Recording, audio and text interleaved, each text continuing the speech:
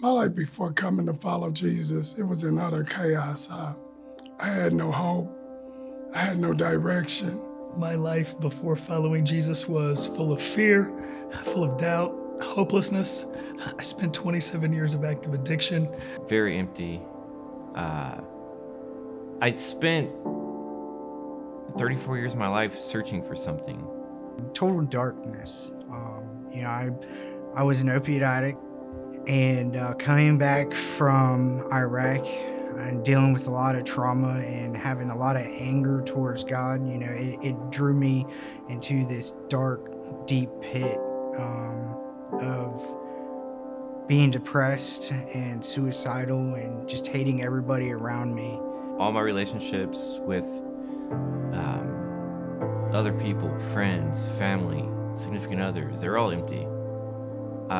I just never had a sense of love. I never had a sense of purpose. I was always just searching for something. I had pretty much severed every relationship that I had.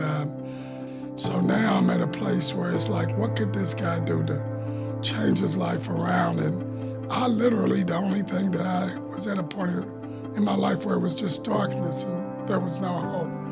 I had given up on myself and given up on life. Yeah, it was just complete and total darkness. Utter desperation. And now I came to a point where I needed something, and I came to Salvation Army, and they showed me what was missing.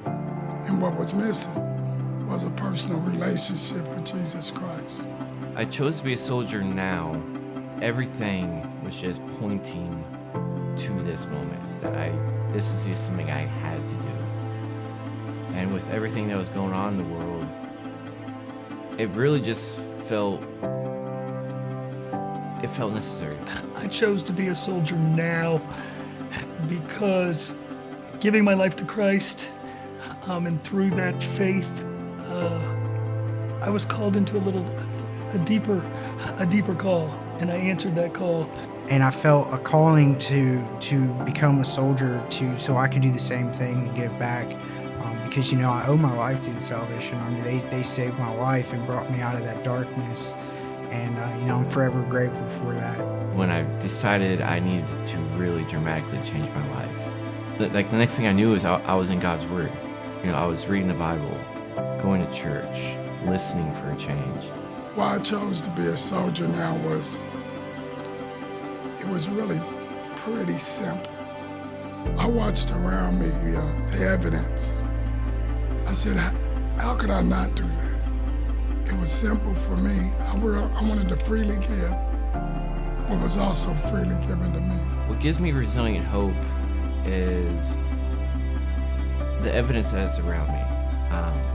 I see a lot of people around me that have been doing what I'm currently doing, and I see where their lives are at, and that's where I would like to be. Being the assistant resident manager at the ARC and seeing guys come in off the street and bringing them into the program and seeing that darkness in their eyes that I once had, and then seeing the transformation of their lives, and seeing that light come back alive.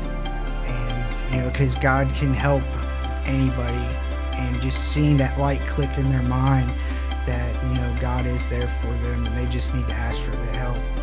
It brings a lot of hope to me and a lot of joy in my heart. What gives me a resilient hope is looking at God's Word and what He's done for the leadership that He's placed around me. We often hear those stories, you can't teach an old dog new tricks. Well, I beg to differ.